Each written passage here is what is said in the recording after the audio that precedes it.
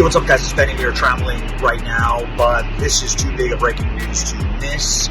So let's do this right over the Gulf of America, because America, thank God, was saved by having an assassin get caught before they were able to commit an assassination attempt against President Trump. This would be Ryan Routh, who was on federal trial in Florida. That jury has just returned a verdict, and that verdict is guilty on all 5 federal accounts, including attempting to assassinate a major American political candidate for president. This carries with it, of course, the potential for the death sentence in the state of Florida. That would be the electric chair or lethal injection. Ryan Routh apparently tried to, harm himself, according to court reports, when they read out the verdict. Ryan Routh, a very sick puppy, a very sick person. We followed this before. This is, again, another instance of left-wing violence. Once again, Ryan Routh is a registered Democrat voter. We think he voted illegally in Democrat primaries. He also had a Joe Biden sticker on the back of his car. He also had nonsensical ramblings about how much he hated President Trump, how he wanted to work with Ukraine in order to try and assassinate Donald Trump. He also wanted to work with terrorists from Afghanistan. An entirely wild web this dude had. And, I don't even think we've gotten to the bottom of it yet. The point is that thankfully he has been found guilty, and he was found guilty in 10 minutes by the jury. The jury deliberated for exactly 10 minutes, came back at the courthouse, and said guilty on all charges, including illegal use and ownership of a firearm. He wasn't allowed to own a firearm. He was on the FBI's wanted list, right? He's like someone who the FBI was paying attention to. How was he able to get a firearm? We don't know. Something that needs to be further investigated. Was he able to make contact with Ukraine? He was trying to get in contact with Ukraine to try and get armament from the battlefield in order to shoot down President Trump's plane. That was one of his schemes. Again, this guy is an absolute left-wing domestic terrorist.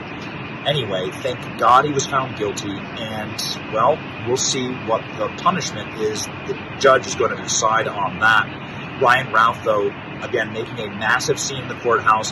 His daughter flipped out and was screaming and has been raging. Ryan Routh allegedly tried to stab himself in the courthouse. Anyway, here's Fox News with the full report. And Dana Marie, do we know the timing of the reading of the verdict at this point?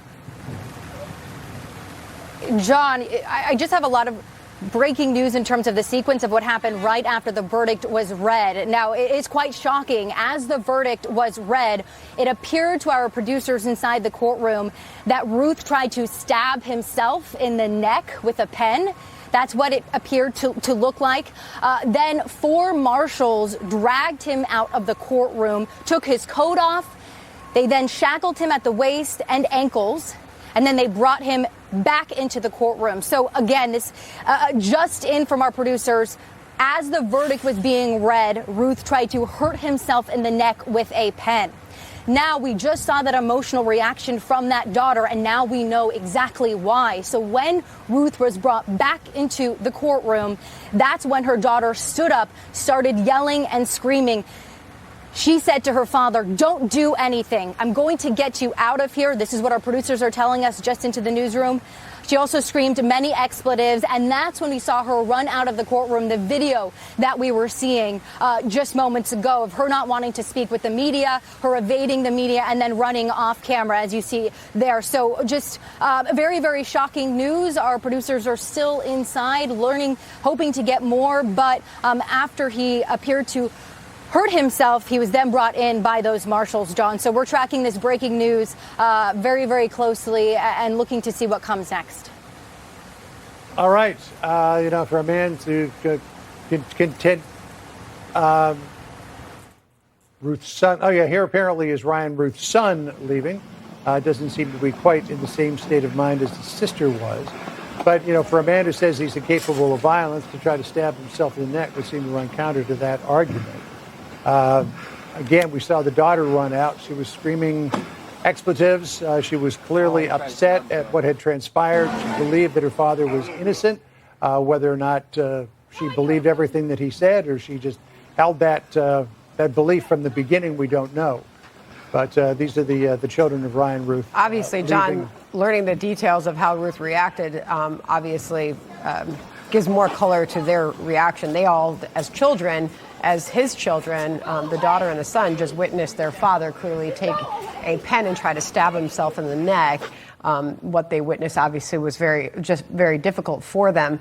But we obviously are waiting on more details to come out of that courtroom. But Paul, the picture that we are hearing happened after the verdict was read was really something. Reading it directly from here, as the verdict was read, Routh appeared to try to stab himself in the neck with a pen before the U.S. Marshals had to restrain him. Your reaction, Paul?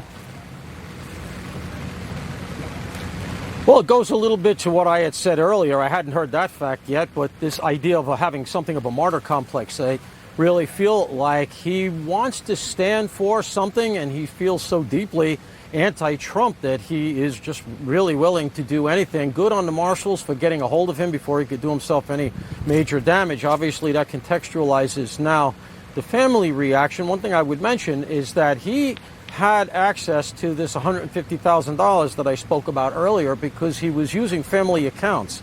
Now, I don't know that the family was in any way cognizant of what he was going to do, because obviously I think then they would have been charged. But there are still some lingering questions about his movement of money, his movement internationally. I still think that despite the fact this case went how so many of us expected it to, there are still some questions. And just to broaden the canvas, we have to recognize something else. In what's been, a year and a half, we've had Thomas Crooks, Ryan Routh, though however clownish, represented a real threat to the President of the United States, the future president at the time. We've had Tyler Robinson. We've had the Mangione incident in New York. We have whatever happened in Nashua when somebody stepped into a wedding with a gun, started firing, killed some poor unfortunate. We had somebody shoot up ABC Studios in California, reportedly over the Kimmel decision, the first decision to take him off the air. My point is, we are undeniably in a cascading series of leftist-inspired political violence, and we kid ourselves by ignoring it. If this had been the other way, and I'm sorry to politicize this, but it is political, we would be under a torrent of commentary and law enforcement crackdowns, and at some point you got to call BS. This has to stop, and it doesn't seem to stop, and it doesn't seem like anybody in the legacy media and some of the usual outlets are willing to call it what it is. So at this point, yeah, he's guilty. He represented himself. It was weak. It was silly. But at the end of the day, that doesn't mean it wasn't dangerous. This guy was a threat. Listen, we've done our best to try and shed light on this issue. It's not a political issue for us, but you have to be able to look at things clearly and understand that there is a massive problem with left-wing violence. This is something that the Trump administration is trying to get a handle on. It's something that the Trump family is obviously under threat over. We had Eric Trump on our program talking about these assassinations and the attempts on his life and his family's life. It's a scary time out there. Listen to the man himself, and Republican lawmakers and law enforcement, we got to get this problem under control. There is a scourge of left-wing violence in our nation. Here we go. There are too many similarities to ignore between Thomas Matthew Crooks and now the shooter, Tyler Robinson, in Utah. And it's just very strange. I don't know if there's any update.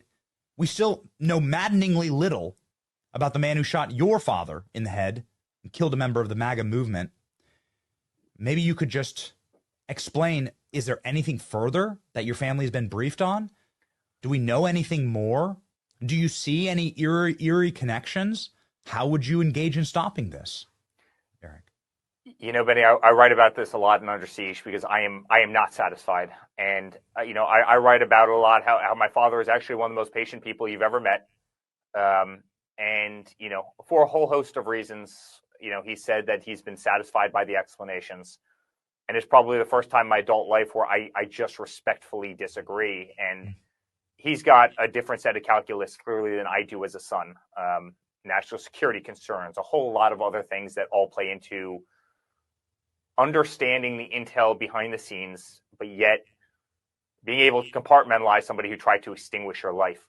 I'm not satisfied, Benny. And I'm not satisfied because, honestly, The FBI was able to get into the phones of every single, 70-year-old lady who walked through the Capitol and took a selfie and destroy their lives. Yet we have one picture of the Butler shooter. We have one, right? I mean, he was cremated, 5 days later, 7 days later?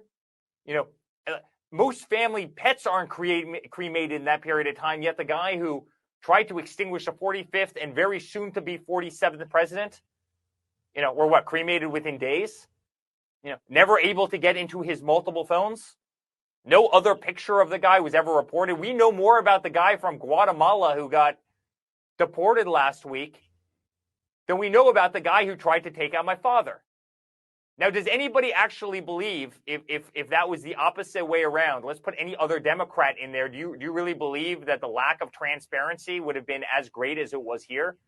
I'm not freaking satisfied. And I talk about that a lot in Under Siege. We deserve answers. We deserve to know who these people are.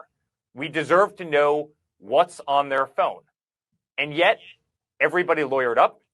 There was a big clash between all the law enforcement agencies. I know this because the Palm Beach County Sheriff down here is a good friend of mine, in terms of crooks.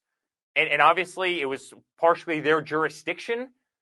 And he tried to get everything, and they wouldn't give him anything. And everybody lawyered up, and everybody got subpoenaed, and nothing was said.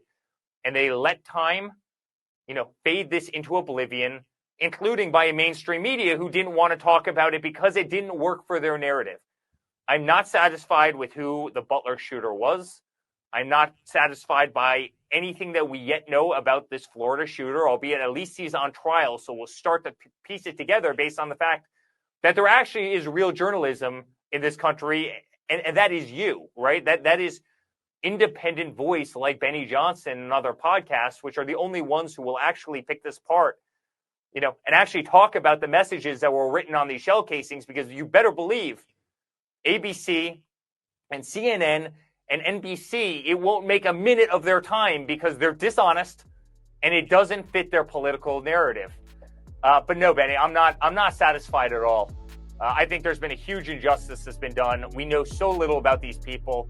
And I can tell you as a son and as a guy who stood on that stage every day and as a guy who's fought the very siege that I write about in this book, you better believe I want answers more than anybody.